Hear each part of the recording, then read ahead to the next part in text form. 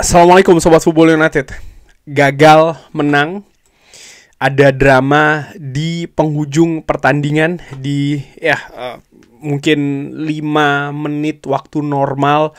Ada 3 gol yang terjadi di sana. Sebuah drama menurut gue terjadi di Tottenham Hotspur Stadium. Review kali ini seperti biasa, gue awali dari line up Manchester United, di mana ya kurang lebih hampir sama seperti yang gue katakan dari lini belakang ya, tapi bagaimana di lini tengah dan lini depan ternyata tidak sama seperti yang gue perkirakan ataupun gue harapkan. Mbeumo bermain bersama dengan Cunha di depan. Yang menarik bagaimana Amat didorong ke posisi gelandang serang di sana. Mazraoui sebagai wingback sebelah kanan dan Dorgu ditempatkan di wingback sebelah kiri. Kalau melihat dari apa yang terjadi di babak pertama, menurut gua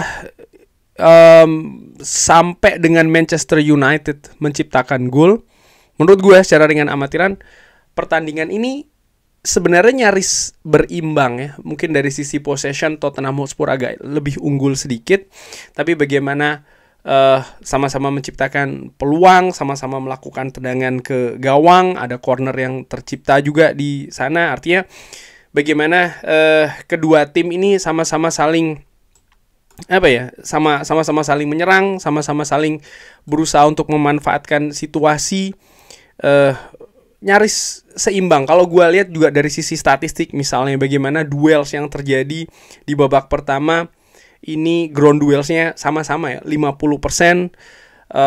Jadi memang kurang lebih kalau menurut gue secara ringan amatiran lebih berimbang. Cuman dari sisi kemampuan defending yang Spurs agak sedikit lebih baik, menurut gue sama-sama saling ya ingin mencari celah di antara keduanya, dan Manchester United berhasil memanfaatkan duluan di bagaimana proses dari gol dari Mbeumo. Menurut gua luar biasa ya bagaimana kerjasama yang dilakukan dan juga finishingnya.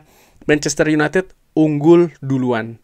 Nah, ketika Manchester United unggul duluan lalu memasuki babak kedua ya, di situ gua berpikir bahwa Tottenham Hotspur, Thomas Frank pasti akan lebih agresif lagi nih. Determinasi yang dilakukan pasti akan diusahakan lebih maksimal lagi. Jadi mereka intinya ingin mengejar ketertinggalan ya. Dan sebelum itu gue singgung juga bagaimana beberapa poin penting yang gue sebutkan di preview. Kalau melihat dari pertandingan Tottenham Hotspur ketika mereka kalah menghadapi Chelsea, yaitu adalah akurasi long ball dan juga jumlah serta akurasi dari crossing, artinya jumlah dan juga kualitas dari crossing, di mana Manchester United di babak pertama jauh lebih baik dibanding Tottenham Hotspur. Akurasinya sekalipun secara volume masih bisa diimbangi, tapi kualitas memang lebih baik di sana ya. Nah, ketika masuk ke babak kedua, seperti tadi gue katakan, gue berpikir memang Tottenham Hotspur akan tampil lebih menyerang, akan tampil lebih agresif, tapi ternyata Manchester United juga sudah siap dalam hal tersebut. Mereka menurut gue ya sudah disiapkan memang untuk mengantisipasi hal-hal tersebut. Hal-hal bahwa mereka akan lebih banyak ditekan gitu ya, mereka lebih siap, mereka sampai dengan setidaknya gol terjadi, mereka lebih menurut gue lebih solid gitu di belakang. Walaupun ya tentu saja Tottenham Hotspur perlahan tapi pasti pun juga menciptakan keadaan-keadaan, menciptakan momentum-momentum yang berbahaya. Dan menurut gue masih dalam situasi yang mungkin yang bisa diperkirakan atau diprediksi. Ya mereka mendapatkan 2 peluang ya di sekitar menit 54 dan juga 57, di mana Saint Lemans bisa mengamankan gawangnya dari ancaman jauh palinya. Lalu sebelumnya sempat juga ada ancaman ya dari Romero, tapi Saint Lemans berhasil mengamankan, sempat ada gol juga tapi offside oleh Brennan Johnson. Dan menurut gua momentum ini akhirnya berganti setelah pergantian yang dilakukan ya. Dimana di babak kedua Sesko misalnya dimasukkan menggantikan Mazraoui, itu masih belum ada situasi menurut gue. Tapi setelah Ugarte, Yoro, Mason Mount ini diturunkan 3 secara bersamaan ya, menggantikan Casemiro, Harry Maguire yang cedera, dan juga Matheus Cunha, keadaan ini berbalik. Karena menurut gue di sisi lain ya, Thomas Frank yang menggantikan Palinya dengan Bentancur dan Xavi Simons dengan Mathys Tel ingin mereka juga ingin menaikkan intensitas serta kualitas serangannya, dan menurut gue berhasil dengan mereka akhirnya lebih mengancam dan mereka bisa mencetak 2 gol di 5 menit terakhir. Ada pergantian yang mungkin akan dibahas ya, misalnya kayak Dorgu yang digantikan oleh Diogo Dalot, apakah di situ ada pengaruhnya? Bisa jadi sih menurut gue, tapi itu pergantian yang tidak bisa dihindari menurut gue ya.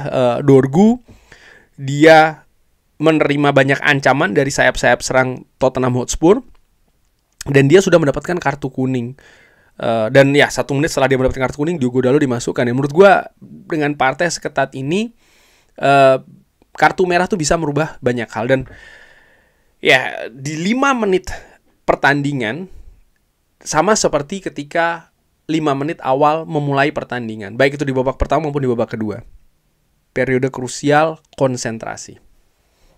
Di situ yang lebih penekanan gue. Ini seperti kayak pengulangan apa yang terjadi di City Ground ketika Manchester United juga imbang 2-2 dengan Nottingham Forest. Mathys Tel mencetak gol ya di proses yang menurut gue juga bagus. Maksudnya bagaimana gol itu bisa tercipta, diawali dari mereka membangun serangan, lalu ada crossing dari sayap kanan Manchester United yang dikawal oleh Diallo. Bisa dilihat di situ juga amat memberikan space yang lumayan besar ya di sana untuk pemain Tottenham Hotspur melakukan crossing. Dan Mathys Tel yang sebenarnya dikawal oleh Matthijs de Ligt, dia memiliki aksi individu yang baik sehingga bisa melepaskan tendangan yang akhirnya menghujam gawang dari Senne Lammens. Di menit ke-85 menuju ke 86 ya, ada one on one Benjamin Sesko, di mana kalau tidak salah Van de Ven itu ya menghadang laju dari Benjamin Sesko. Itu juga menurut gua membuktikan kalau konsentrasi dari Spurs pun juga goyah gitu. Dari 2 kesebelasan ini menurut gue memang secara keseluruhan sih, menurut gue secara rata-rata, secara general berimbang. Spurs membalikkan keadaan 2-1 melalui Richarlison, melalui set piece ya, diawali dari corner. Ada keadaan di sana di depan gawang Senne Lammens, di depan kotak penalti ada tendangan dan dibelokkan sedikit menurut gue oleh Richarlison dan menghujam gawang dari Senne Lammens 2-1. Di situ gue berpikir akankah Manchester United ini kalah?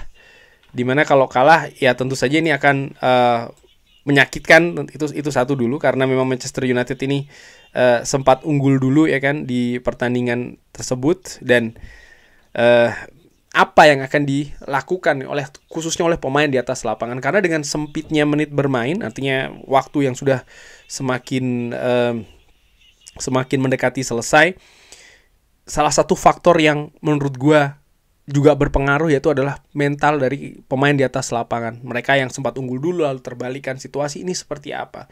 Manchester United akhirnya mendapatkan corner, dan ini juga menjadi pembeda Manchester United musim ini. Bagaimana set piece mereka sekarang lebih baik ya, mereka lebih sering mengancam, dan akhirnya itu juga yang menyelamatkan Manchester United. Matthijs de Ligt mencetak gol melalui